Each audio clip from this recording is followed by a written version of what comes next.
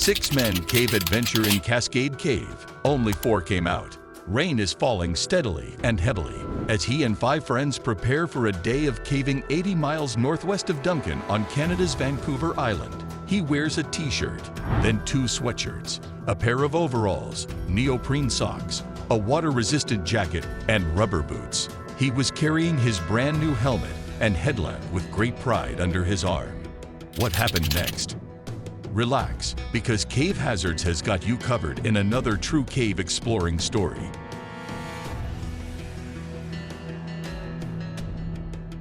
The time was 6 a.m. on December 5, 2015.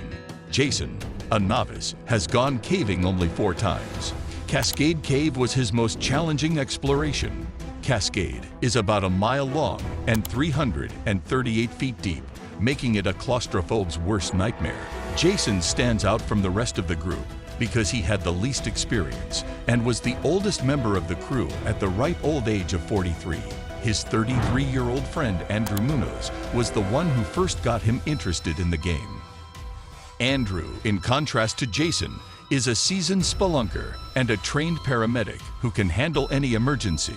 In the pouring rain, Jason, Andrew, and 2 other friends drive to the parking lot of a log cabin candy store in Port Alberni, where they obtain the key to that metal door. Adam Shepard is also a paramedic, and Zach Soriski is a chef and volunteer firefighter. There they run into fellow programmers Matt Watson and Arthur Taylor. 6 men drive half a mile up an unmarked trail before stopping in a clearing to take stock. Harnesses, carabiners, and ropes. An aluminum-looking Mylar space blanket, and 2 bags containing a gas-powered Jetboil stove, some food, water, and a first aid kit. The door was buried in the ground. It's 10 a.m. They unlock the door and descend 30 feet into the darkness on a flimsy aluminum ladder secured to a rope by carabiners. When the last person enters, he locks the door and secures the key at the base of the ladder. The temperature was hovering around 41 degrees, and there was a persistent drizzle. They used headlamps to navigate the narrow tunnel filled with sharp rocks. The drip from above breaks the stillness. In a short while, the trickle had become a steady flow, and they were in water up to their ankles. After 45 minutes, Adam said he can't continue because his back hurts from an injury he sustained a few weeks ago. To let him out, Matt walks him to the door. He slams it shut and locks it, then goes back to his 4 waiting companions. For the next 90 minutes, they took their time as they crawled, stridden, and slid through the cave's 2 distinctly different environments. Everywhere they went, they cluster in the smaller rooms between the more difficult crawls and climbs, staying within 100 feet of the first person to the last. Jason was completely taken aback. He had never seen anything like Cascade. Well, if you like this story so far, please don't forget to subscribe to our channel. Now let's keep going. They soon came to one of the cave's distinguishing features, a tight, short downhill that was barely wide enough for 1 person to crawl. It was the Bastard's Crawl. At this confluence of 4 streams, the water was moving more swiftly. Then they found themselves at the base of a waterfall known as Double Trouble. They prepared to descend ropes for a 50-foot drop. Treacherous ledges necessitate a combination of boots and gloved hands to gain traction. The water cascades down the rock face and hits the ground below in a frothing mass of bubbles. This cave is called Cascade for a good reason. Jason's heart feels like it's going to jump out of his chest as he descends. They had a quick meal just past Double Trouble. Just before 1 o'clock, they'd been in the cave for 3 hours. Andrew starts the Jetboil to make a beef and chicken stew with rice. With only a quarter of a mile separating them from the cave's exit, the 5 are back on the move after their 20-minute lunch break. Only 300 feet in, Zach started shivering uncontrollably. The group of 5 decides to make a U-turn. They started heading back the way they came. The order of departure is as follows: Matt first, then Arthur, then Jason, Zach, and Andrew. The volume of the water's rushing sound increased.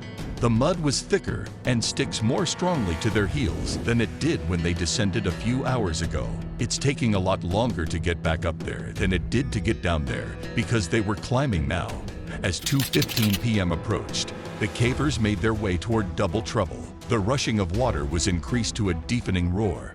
Matt attaches the remaining rope to his harness and begins the ascent up Double Trouble. The distance was short, only about 50 feet, but the work was difficult and precise. After reaching the peak, he throws the rope down so that Arthur and then Jason can climb up it. To ascend the final section of Bastard's Crawl, Jason lays face up and used his hands and feet to pull himself upward. His face was smashed by the deeper water as he pushes forward.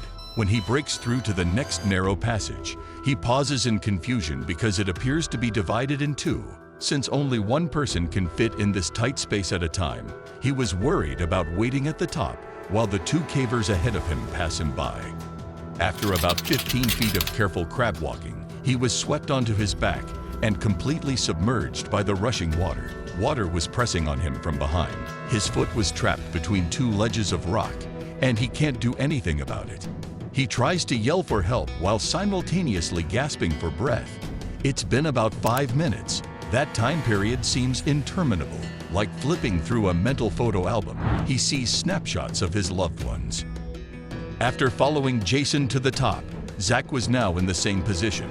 As he approached Andrew, he yells. Behind Zach, Andrew made his way to the bottom of the crawl. He yells at his pal. The water was so thick that he can't make out his friend's face. Even though Andrew was able to see Jason, he was only a few feet away. He was in such a tight space and dangerous position that he cannot pull him out without serious injury. Jason first raised his wet hands and face out of the water. He seemed to be experiencing hiccups as he keeps gulping air.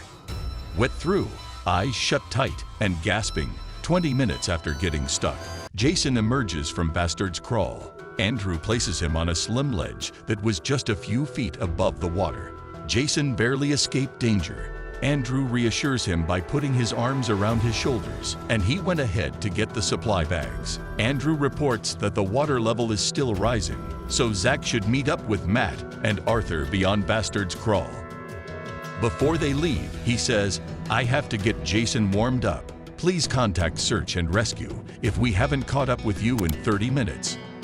Andrew's unspoken worry was that Jason was becoming hypothermic because he was no longer shivering. Andrew uses the Mylar blanket to protect his companion and then turns on the jet boil. As a means of keeping Jason toasty, he douses him in hot water. Jason's skin tone gradually returns to normal as he does this.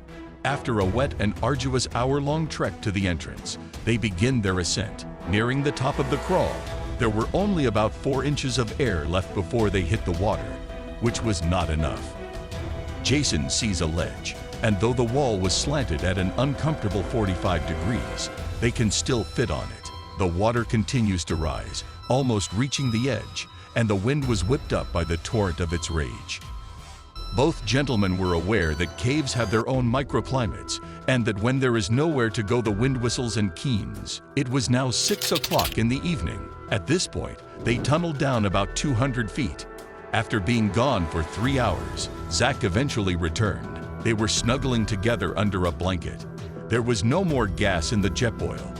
Jason lifts the collar of his sweatshirt to cover his nose in an effort to keep his face warm. Andrew decided to allow the fear to flow through him, and when it is gone, he will be the only one who is left. The two guys don't know it, but their pals actually did make it out. They signaled for help, and by 9 o'clock that night, members of ground and cave search and rescue had arrived and were making their way into the cave to investigate. Time continues to tick by. Every 20 minutes or so, they yawn and jolt themselves awake to check in with each other.